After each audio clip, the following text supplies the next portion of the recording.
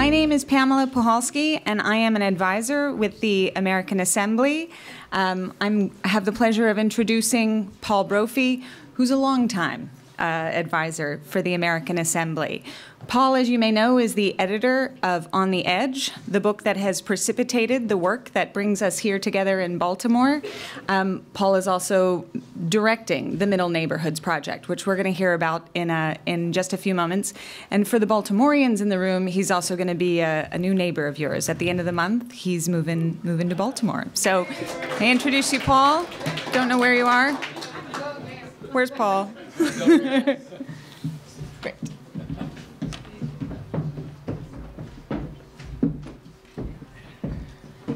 Pamela, thank you. Welcome, everybody.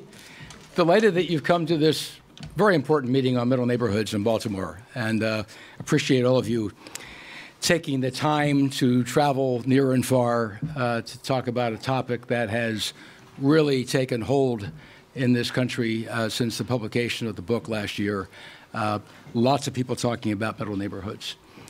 I just want to do a few framing comments, and then we're going to get on to our program. We've got Mayor Pugh with us to make remarks. We've got a wonderful panel lined up. And then Mark Sisselman will be describing healthy neighborhoods a bit. Those of you who are on the tour have a sense of that. And then we have a wonderful opportunity to have some refreshment and some socialization time. So our purpose in this afternoon, in this meeting, is to focus on and to advance the well-being of middle neighborhoods in America's cities. Some of you might say it's about time, all right? And some of us, like Joe McNeely and I and others of that vintage, know that we were at this once a long time ago and are glad we are at it again. I don't want to get lost in definitions. There'll be a session tomorrow, which folks are going to focus on that with greater scholarship than I. But if you need any explanation, these are these places in our cities that are neither the strong, kind of regionally competitive neighborhoods, nor are they the most distressed. They're the ones in between, the ones that are housing working families. They are people with average income, people who are living in houses that are of average cost. But most importantly, for many of them, it's not clear what the trajectory is of these neighborhoods. In lots of cities, the trajectory might be downward, and there's a real worry about that. In some cities, I think of San Francisco, where we started our discussions on middle neighborhoods last year about this time, obviously the issue is not decline, the issue is rapid price escalation and displacement because of that price escalation. But in both cases, the people who live in middle neighborhoods are likely to be hurt. Why do they matter? Well, we know from the research that was done for the book that just less than half of urban dwellers in this country live in middle neighborhoods. And yet we have no identity for them. We have no ongoing practices and policies for these neighborhoods. So lots of people live there. Secondly, if they decline, the homeowners in these neighborhoods will suffer severe loss of home equity, making it impossible for them to borrow against their equity at some date in the future to send their kids to college or to do home improvements. So loss of equity is a big threat in these neighborhoods. And if that happens, the consequence is that we have fewer dollars being collected by municipalities to provide services for people throughout the city. So what's at stake here, in my view, is that these middle neighborhoods are kind of crucial to the well-being of the people in them, to the well-being of their cities. And I personally grew up in one of these neighborhoods in Philadelphia, saw it go through a level of decline that was tragic for the people who were living in the neighborhood. So I really understand firsthand why these neighborhoods matter and how negative the effects can be if they fall into decline. So that's what we're here to focus on. And we're not here to focus on it kind of academically. There's a mini movement that this book has produced. I've now been to a dozen cities since the book was published last year. And in each case, I'm hearing from neighborhood leadership, city government officials, sometimes lenders, kind of talking about the fact that more focus needs to be on these middle neighborhoods. So we felt that, we, the Assembly and I, felt that the ground was ripe to have a meeting that is going to try to advance that mini movement of people concerned with middle neighborhoods into the future. So our goal is to bring some structure to that movement, to get some commitments from people and institutions to help advance the movement of middle neighborhoods, and to really take that mini set of interest and try to put it on people's screens even more broadly. So that's what we're here to do. And the reason we're in Baltimore is for two reasons. One, some of you just saw, because you were on a tour, the Healthy Neighborhoods program that exists in Baltimore for 15 years, Mark? 15 years. The guy sitting right over there played a key role, Tim Armbruster, in getting this started. But it is a program in this city that has mattered a great deal in terms of stabilizing neighborhoods. So reason one, I thought it would be useful for you to see it. Reason two is we have a new mayor who understands neighborhoods and who understands the importance of middle neighborhoods, and as you will hear her say, lives in a middle neighborhood in this city.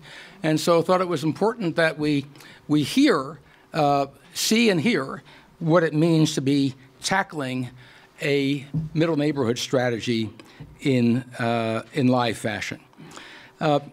So that's why we're in Baltimore, and I thank you for coming. And Baltimoreans, I hope you feel proud that you're showing off the neighborhoods in this city to a group of out-of-towners, because there is a lot of progress that's been made in the middle neighborhoods in this city.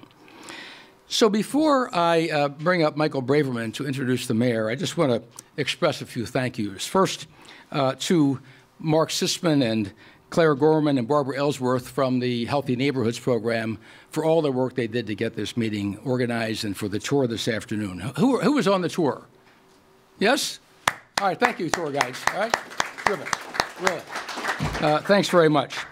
And we have on the edge authors here: David Erickson, Nick Hamilton, Alan Malik, Mark Sisman, Jacob Roche, Darlene Russell, David Belke, Marcia Nedlin, Joe McNeely, Bob Weisbord. Thank you for the writing that you did. It is being very well received around the country, and I'm proud to be part of a group of scholars and other interested people, practitioners, who can get this forward and move it in a direction that really matters. We have two partners in this meeting. We have the Lincoln Institute of Land Policy. Jesse Grogan is here from there, and Peter Dolkart from the Baltimore contingent of the Federal Reserve Bank. They are our partners tomorrow as a smaller group than this. We'll be meeting to work through a broad level of issues related to middle neighborhoods. And I want to thank two sponsors for this event. First, Chris Rocky at PNC, who is he, along with the Muriel Siebert Foundation, are sponsoring this event and the reception that follows. So thank you to our sponsors and to our partners as we move forward. So I'm a bit revved up about this. All right, I've had the experience of kind of being around the country and tapping into the energy that I'm seeing around the country. And I hope by the time our meeting ends tomorrow, we will have stirred interest in you as well, because middle neighborhoods continue to need champions throughout the country and here as well. So our format is, we're delighted that Mayor Pugh is here, will offer remarks. We then have a panel, which I will introduce, that is going to be moderated by David Erickson. And David, I should say, is actually the godfather of all of this, because David and I met at a reception about 5 years ago. We can't remember where, but it might have been New Orleans, it might have been Detroit, and I raised this issue with David, and he said, why don't I publish some papers in my journal, my Community Development Investment Journal. David is with the San Francisco Federal Reserve Bank, and that was the stimulant that he did, and the book followed that. So David, If you got anybody to blame, it's him, okay? That's good. But thank you so much for your early support and going forward. So we'll hear from the mayor, we'll have a panel discussion, then from Mark, and then we'll break for the reception. So I want to bring up Michael Braverman to introduce the mayor.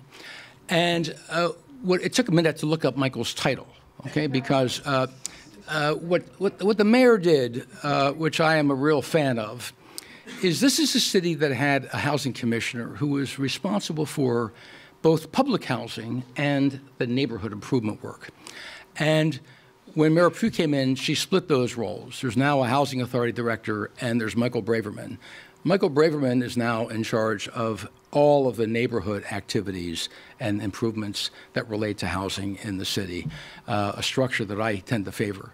And Michael had been with the housing department. He has created and run one of the best code enforcement programs in the country, and lots of the improvements in the neighborhoods are the direct result of Michael's work. So Michael, please come forward, say hello, and introduce Mayor Pugh. Thank you. Okay, I'm going to have to lower this mic. Thank you, Paul. Thanks for all your work on middle neighborhoods, your work in Baltimore, your advice and guidance you provided to myself and the administration. We really appreciate it over the past year. I'm here to introduce the mayor. That's really all I'm here to do. I don't want to keep the mayor waiting. But, you know, I'm a bit of a ham, so I'm going to have to say one or two things before I do that. I wanted to point out, like, what an engaged and creative partner the city has been in all these efforts. I look around the room, I think really what's happening in Baltimore, the very positive things that are happening are a direct result of all these great partners that we have in the city and the creative work that they do. And I wanted to point out, since I get to introduce the mayor, we get to talk about the city for a second, some of the support that we've given to our partners and some of the creative work that we've done. So I figured that would take a really long time. So I'm going to go with something about the tour today. So how many folks were here, remember seeing in Reservoir Hill that 8-acre cleared site in Reservoir Hill, right? So before that was an 8-acre cleared site, that was Murder Mall. And that's what it was known as, Murder Mall. And understanding, I'm speaking to an audience that really understands markets and market activity, and we know that there are no magic wands, but there are certain things that depress markets and that prevent markets from realizing their full potential. There are certain radioactive things that can impact markets. So in addition to being a very bad place to live if you are a tenant there, it had a very negative impact on the Reservoir Hill market. So the city of Baltimore, in a creative effort, revoked the multiple family dwelling license of that apartment complex. So there were endless police raids, endless arrests, unfortunately deaths at that location, and building on all of that police work, we revoked their multiple family dwelling license. We spent the next 6 years tenaciously in litigation, and it's where it is today, which is, you know, essentially eliminating an incredibly negative influence and looking forward to bringing a much more significant market activity to Res Hill.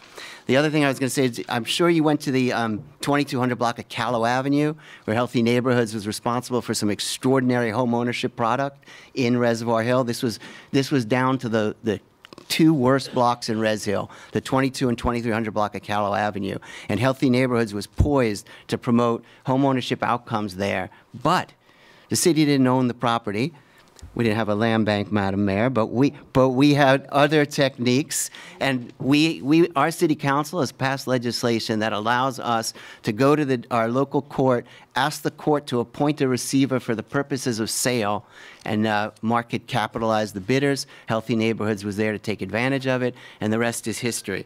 So the reason I'm bringing that out is the city of Baltimore will continue to be a creative and tenacious partner with all of you as we work continuously to improve our middle neighborhoods. Now, the real reason I'm here is you're now going to hear from a person who is incredibly committed to improving conditions and creating opportunities in neighborhoods across the city. She's committed to being the mayor of neighborhoods, to finding the resources and creating the new institutions that we will need to best work with our partners to ensure Baltimore's neighborhoods are places of choice and opportunity. She will share her insights, plans, and views of the challenges we face, and I'm sure you will notice her sense of urgency and passion. And I certainly do at 2 in the morning when I'm getting a text or when the mayor is seeing a vacant and abandoned building in Baltimore City that is my fault. So I think all of us in this room share her drive for change, for equity, and for progress. I'm proud to welcome the mayor of Baltimore City, Catherine Pugh.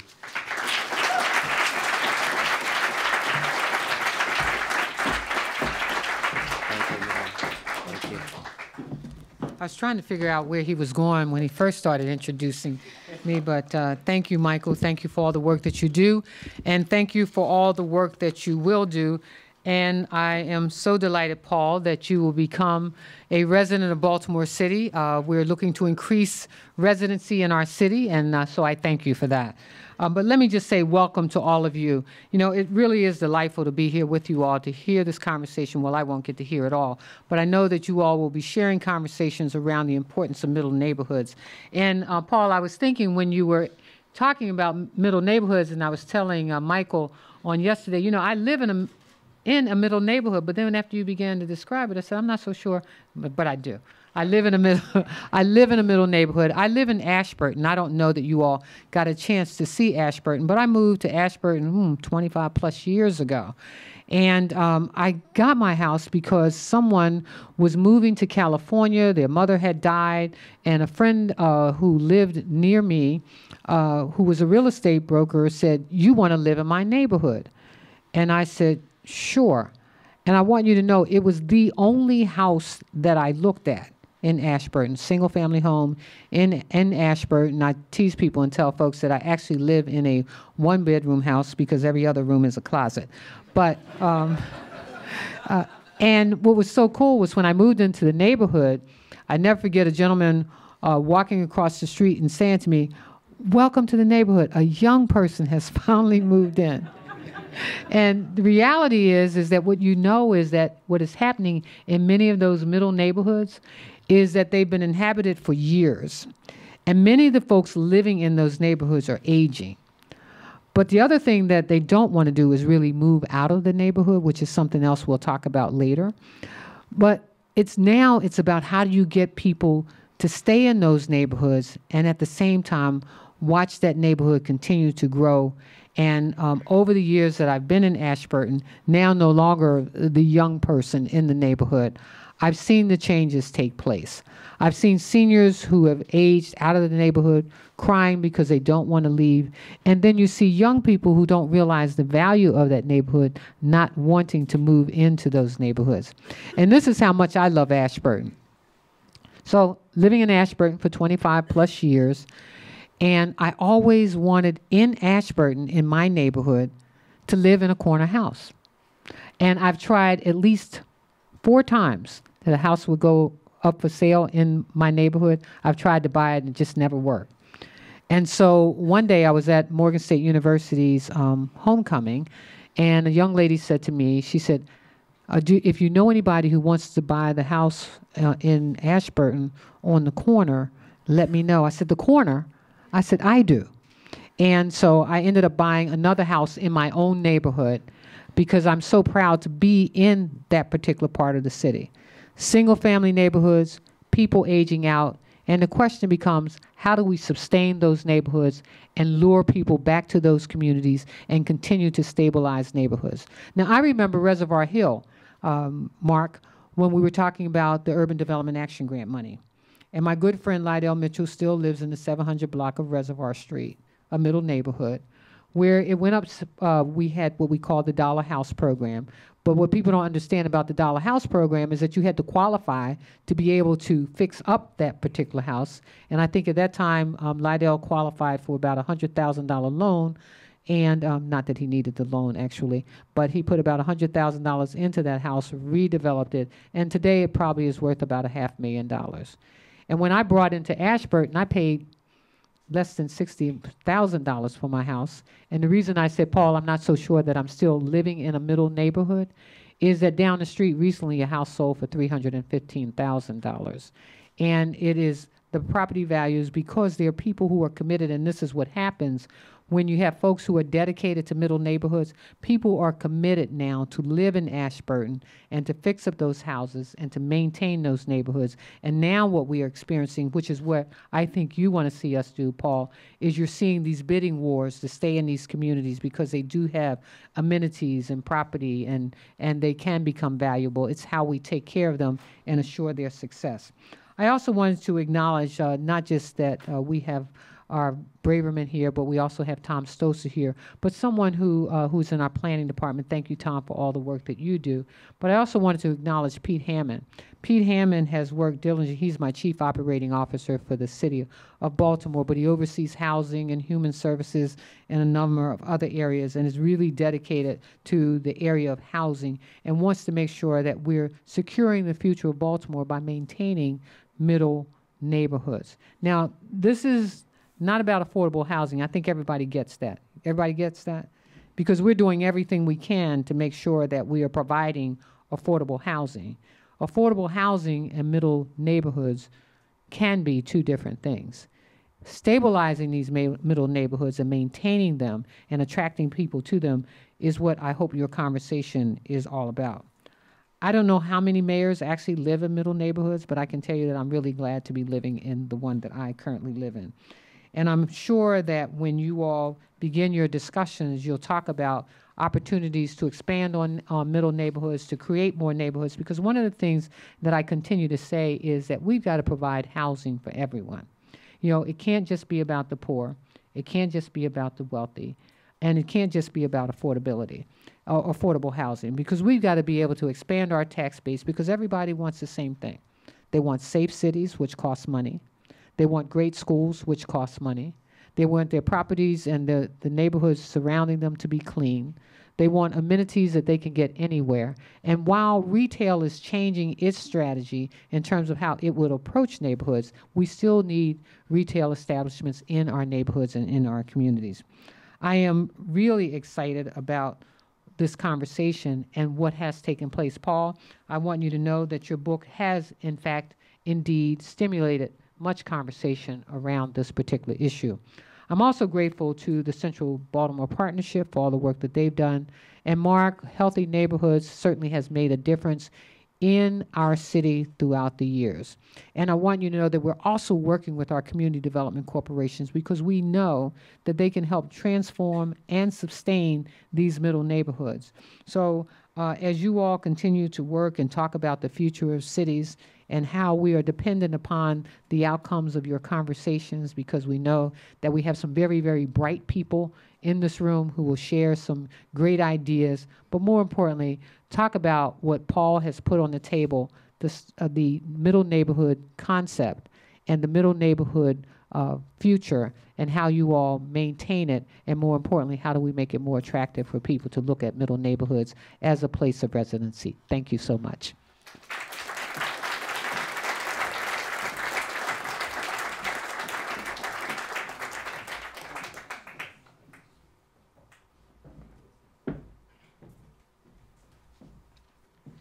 Mayor, thank you for your perspective on middle neighborhoods, both here and elsewhere. And Michael, now I know why you don't get much sleep. 2 a.m., okay, all right, I get it, okay. So thank you so much for setting this up, Mayor. So we thought it would be useful to follow the mayor's comments with a discussion with people who are working on middle neighborhoods each from a different perspective. I'm going to ask David Erickson to come forward to moderate the panel. I've mentioned that David is the director of the Community Development Department at the Federal Reserve Bank of San Francisco. I also want to welcome Jeanette Richardson, who is the executive director of the Bel Air Edison Neighborhood, Inc. Jeanette, why don't you take a seat? And some of you saw her neighborhood this afternoon, Bel Air Edison, a middle neighborhood that's been really working very hard to move into a bright future. Laura Gamble, who is president of the Maryland Regional PNC Financial Services. We thought it'd be very important to get the perspective of a lender, and as you'll hear, Laura is part of the lending consortium that is part of the Healthy Neighborhoods program. And Sherelle Parker from Philadelphia, who is a city councilwoman from Philadelphia. And Sherelle, told me that 85% of her district are middle neighborhoods. 94, that is. All right, 94. Okay, good. Okay, right.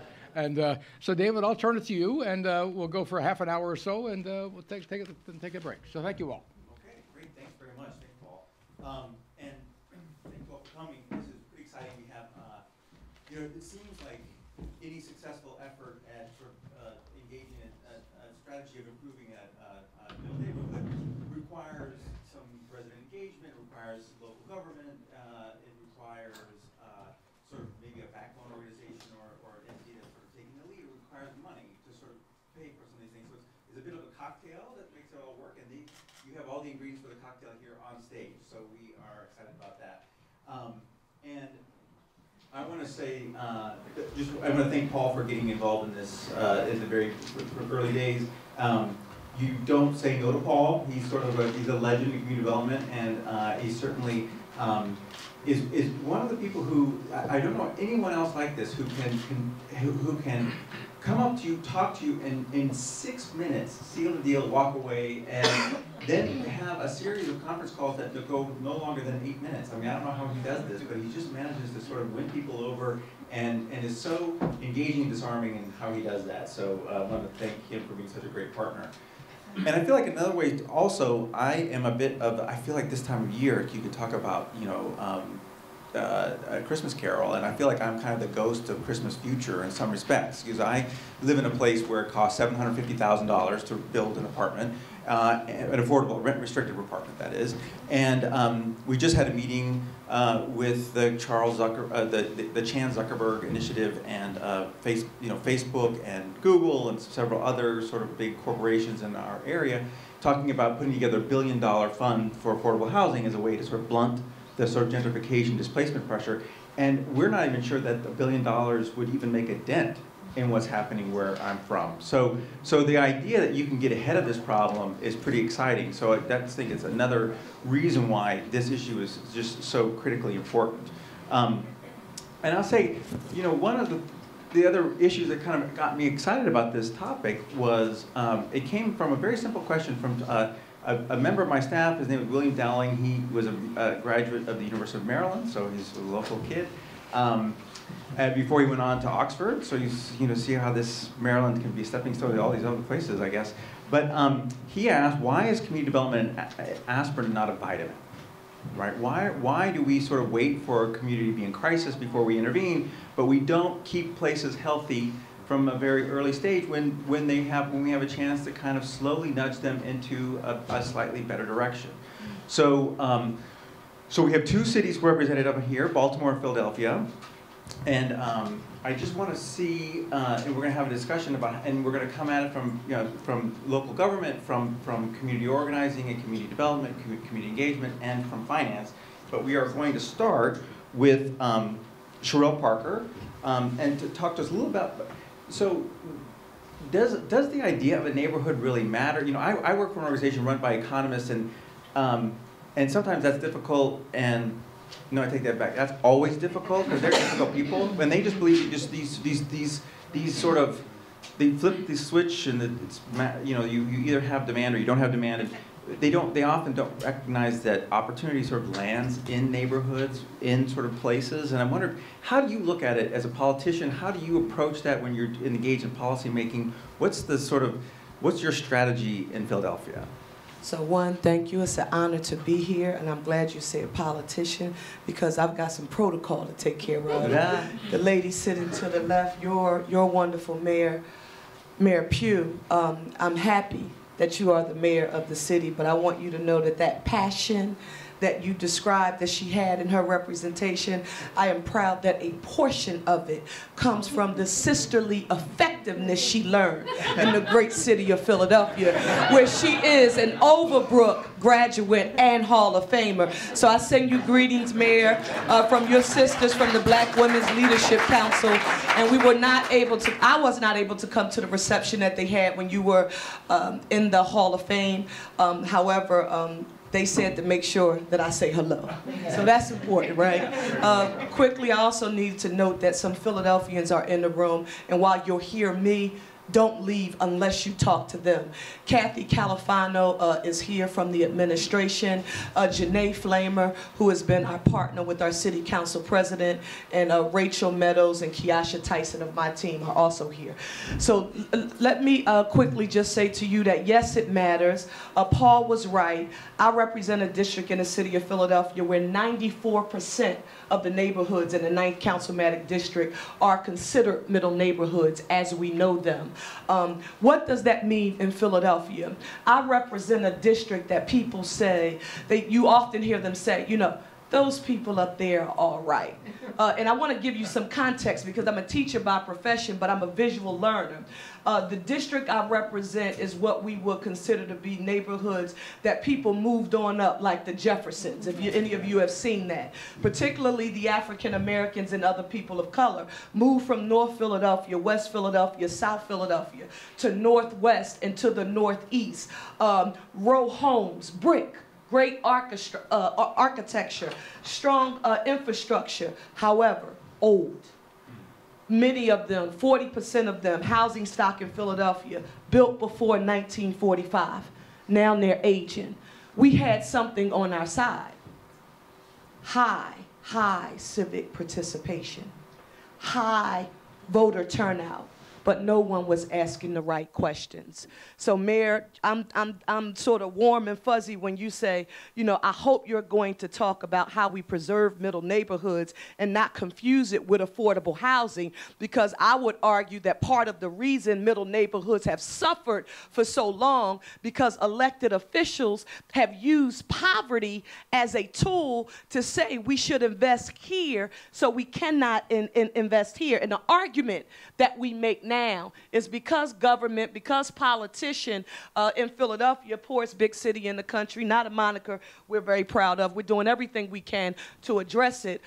However, there's been a sort of a false comparison that you can't build affordable housing and address middle neighborhoods. And my council president, Janae Flamer, is here from his office. We did it a little different, and we did it right. Because for Philadelphia, before Paul and Bev from Temple, I don't know if Bev was here, Congressman Dwight Evans, who introduced Paul to us, who defined this thing that we had been working on in council, but we didn't have a name for it. And so Paul said, well, actually what you're working on is called middle neighborhoods, and this is a nationwide phenomenon. So the council president, he has, you know, one of the sexiest districts in the city is gentrifying. You know, houses were falling down. Today, $1 million row house, Janae, $2 million row houses. Neighborhoods are gentrifying. Affordable housing is needed. So we needed revenue. So the revenue came first. And that is odd for cities, you know, Mayor, because we're cash strapped. 1,000 problems. We have limited revenue generating capacity in the city of Philadelphia because we have to go to the big bad state to ask for permission to enact the tax because of this ugly thing called the uniformity clause. So we had to find a revenue stream, hence the partnership. Darrell Clark, the political leader in council, needing affordable housing and needing to preserve it. We have a low-income program called BSRP, Basic Systems Home Repair, but it's income eligibility, right? That's always been our challenge. My district, I have a few people who qualify for BSRP, but you'll often hear me say my people usually make a nickel over the income guidelines to be eligible for any of that support. And so we came up with a way to generate $100 million annually. The proceeds, it was a minor increase, 0.1% to our realty transfer tax. That gives us the recurring revenue, and 60% of that will be used to address the backlog for the BSRP program. So those are emergencies. Those are, you know, the heater, the structures in affordable housing, preserving them. But 40% will be used. I'm warm and fuzzy just thinking about it. Are going to be used to preserve middle neighborhoods and for home preservation. And this is just one tool. So for anybody who's here from another city, the council president and I worked together before I came to council. I was a legislator for 10 years and chair of our Philadelphia delegation. So this was an ongoing conversation. So when we got there, he identified where we could generate the revenue from. There was not a lot of pushback because we did something, and Jeanette, when I toured with you, you brought this home. We had to go to those neighborhoods and remind those people who lived in middle neighborhoods, who have a voting turnout of about 80 to 85%. We needed to remind them who they were, because you can't get to the second floor of City Hall in Philadelphia unless you come through the middle neighborhoods. But there had been no ROI on our votes versus our investment, because our people has settled for, we've got to deal with the big poverty issue, and we don't have resources to invest in these communities. And so we made the argument, they've been the consistent contributors to the tax base long before this new millennial boom that you hear about in Philadelphia that we see taking place, and we want it to grow. But these neighborhoods have been the arteries, the veins, the blood that kept the city of Philadelphia vibrant and alive. And what we're simply doing is coming up with a strategy that will help to direct much needed resources and design a program that is recurring, that won't be satisfied. Thank you for mentioning, even if you just had $1 billion right now and that was it, it wouldn't help. For us, it was very important that it is recurring, it is sustainable, it will be every year, and now we're designing a program. I hope it helped. I'm a politician. You need to think about that before you put me up here. So thank you. That's my opening. All right. Councilwoman Parker, thank you very much. That's very helpful. And Jeanette, I'm going to switch to you. I want you to respond a little bit to what Councilwoman Parker brought up, but and specifically maybe talk a little bit about this financing issue and perhaps this false choice between affordable housing versus sustaining middle neighborhoods. How's that experience? How's been your experience in Baltimore? Well, I agree with the councilwoman. Middle neighborhoods are often the bloodline of any city. And so it's the neighborhoods where we're buying houses there, we're selling houses there. Selling houses is not a bad thing. It's a part of, home ownership. And our schools are there. We're sending our kids to these schools. We're using these parks. And so it is vital that municipalities support these middle neighborhoods. What was the second part of your question? Well, I'm just wondering, this idea of how you finance it. And we'll talk about that a little bit with Laura next as well. Sure. Well, there's a mix of funding that supports our work. So we have private funding. We get some bank funding, we get some private foundation funding. We also get some public funding. So the Department of Housing provides some CDBG block grant monies for us. We have some state funding as well. And then what I love about Healthy Neighborhoods, especially how it plays out in Bel Air Edison, is that we do block by block work. And so when we talk about how is it financed, a part of it, believe it or not, is financed by the residents. We go block by block. We want to build the social ties among neighbors. We want neighbors coming out, planning together, getting to know one another, putting projects together that will beautify their block. They decide what it is. They go out, they price all the materials, they know everything that they need to do. They put in an application. Healthy Neighborhoods will fund that. They'll fund a portion of that, and then the neighbors will kick in some dollars to fund the remaining portion of it. It's about sweat equity, but it's also about neighbors coming together, getting to know one another. So these are these small grants. They're $2,000, $3,000. But how we use it is a way for neighbors to know one another. You think that that's like a really small concept, but it is huge on blocks that neighbors are coming and going, working, taking their kids to school, and a lot of them don't know one another. So this idea of having some funding to match neighbors with projects that they can do together is huge. Jeanette and Cheryl, can you, before we go to Laura, I want to really dig down on this a little bit, this idea like the strength of the neighborhood. Like, how do you know it's there? I mean, you talk about voter turnout, that's a measure. You know about them sort of knowing each other's name. But how do you, like, does it exist? Do you build it? Did you guys find it? What's the secret sauce here? I want to say, Jeanette, and I told you this, and I felt this on our tour. I just want to go through process. While we had worked legislatively on generating the revenue, it was revenue, We meet Paul Brophy at Temple via Congressman Evans, and then we come back and have a hearing where Mark Sisman comes back and he talks to the City Council of Philadelphia about what we've done and your work in particular. And so the first thing we knew about this program that we are working on designing is that we did not want government running it, that we needed organizations like Bel Air Edison that were on the ground, healthy neighborhoods, who had connections and relationships on blocks with residents that were literally doing the work on the ground to be engaged, because the home preservation of the infrastructure, while extremely important, because people are like me, visual. It's what they can see, touch, and feel. So you need to do that. But so much of what made those neighborhoods strong is that, you know, Miss Johnson knew Miss Katie down the street, and if she were sick and couldn't shovel or couldn't sweep, someone would come to do that. The activity at the rec center, the local Little League, all of those sort of neighborly activities, the newsletter, right, that went around, the church bulletins, you know, all of that networking. We no longer have had entities because of challenges to operating budgets to keep organizations like you alive. We no longer had someone whose job it was to do what used to happen organically, because organically these things happened before CDCs came, you know, around. But something happened and it changed. So now we need an entity on the ground, in the neighborhood, literally doing the work that the mayor and council members like myself, we can't do, because that's not our job.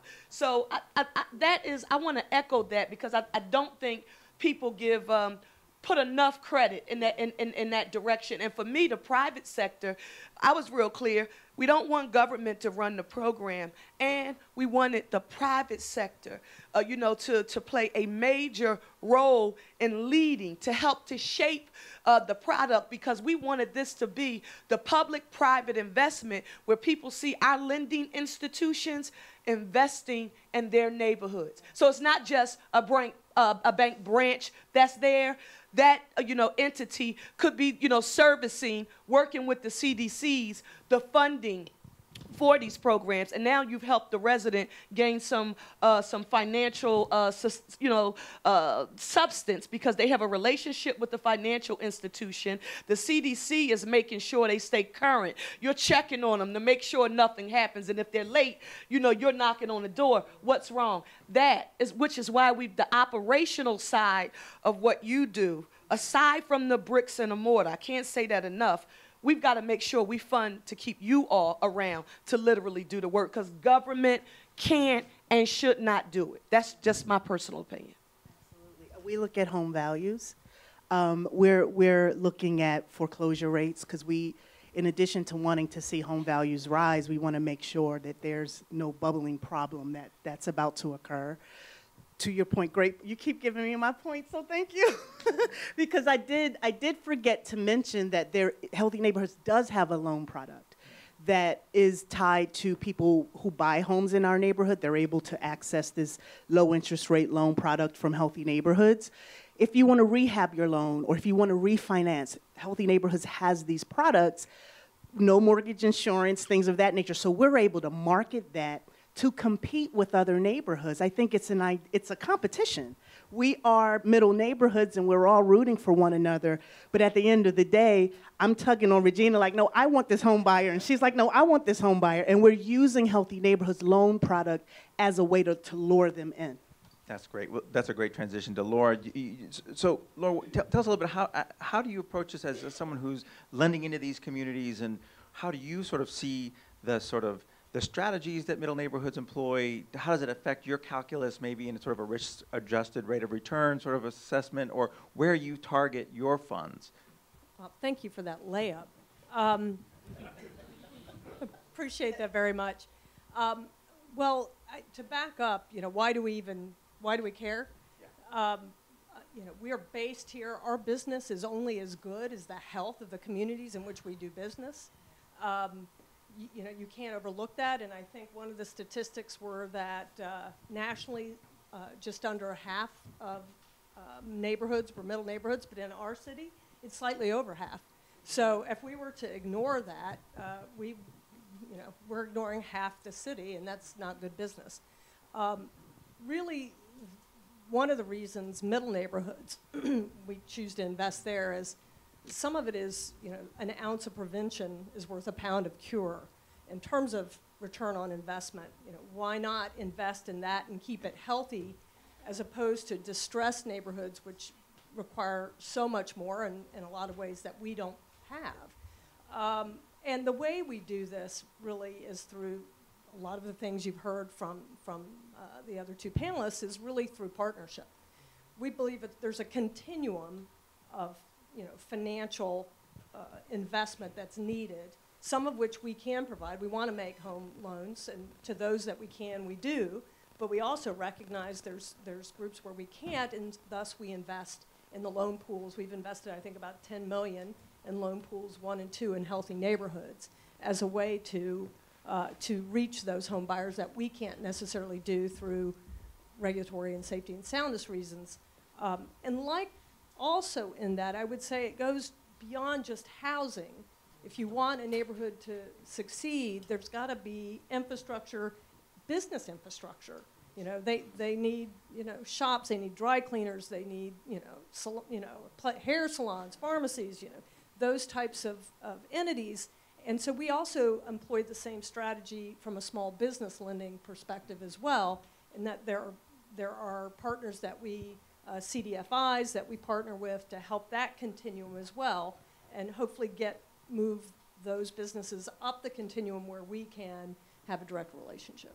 That's really helpful, and bringing in that commercial aspect, I think, is really key.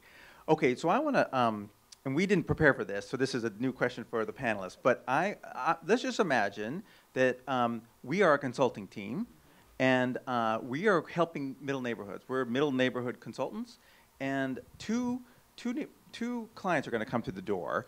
The first one is a middle neighborhood that's really struggling, that's on the precipice of maybe going into crisis. The second one is going to be one coming in that's actually booming, and it's near, you know, adjacent to a very hot market, and it's going to sort of, so two very different sort of circumstances. So client number one comes in. What's our advice to that person, or to that community rather? How do we sort of, from a political, resident engagement, capital perspective, how do we help that person prepare that neighborhood for investment, stabilize it, get it on a better track? The first question I'm asking is, what do you love about the neighborhood? Because and I want several residents in front of me, not just one person, right? Yeah. So when I talk to a group of residents, what do you love about the neighborhood? And how can we translate that love into some marketable terms to be able to recruit new home buyers, to be able to market this neighborhood or set this neighborhood up for marketing? That's my first question. No, I agree. Okay. I agree wholeheartedly. Well, because what are we saving? You know, for me, it's always no matter how good your intentions are, even if you think you have the solution, don't go into a neighborhood thinking that you know what's best for the people who are there. You haven't talked to the people who live there to figure out what they want. So I don't care if it's one that, you know, you see, you know, it's moved off the tipping point and it's falling over, or one that's about to kill. Janetta, you are right on the money. What's important to you? Because what you will notice is that, so for us, and I was so happy to hear you talk about the small business commercial corridor perspective, because when you think of a middle neighborhood, aside from the housing stock, and that's always extremely important because that's the individual asset, right? That infrastructure is important, but the commercial corridors are the veins that we see, the commerce, healthy commerce, businesses that are open and thriving, you know, extremely helpful, but find out from the people. And we may be surprised that it may take $20 billion to fix the overall problem, and the people will say we have to do 1,000 things, but the first one we want is the planting of trees. We want greening back. The second thing we want are security cameras on commercial corridors and in main intersections. We want the street lights in our, what do we call them now? What is it called, Kiyasha? The LED lights. And I listen, we're speaking from what they're telling me now, because I'm smart enough to not tell my people that I know what's best. I go ask them. So they ask for something simple like, change this bulb and put new LED lights to make it brighter. It will help the commercial quarter. And guess what we've been working on? So while we worked on the loan program, the commercial quarter via CCP, another partner, Power Up, support for small businesses, technical assistance, and training. So a holistic approach, but to me, that's what the prescription is like, for either or. On the tipping point and almost there. It starts with the people. And you have to identify the assets in the neighborhood, because you really want to identify what's strong about the neighborhoods. What blocks are special and important to us?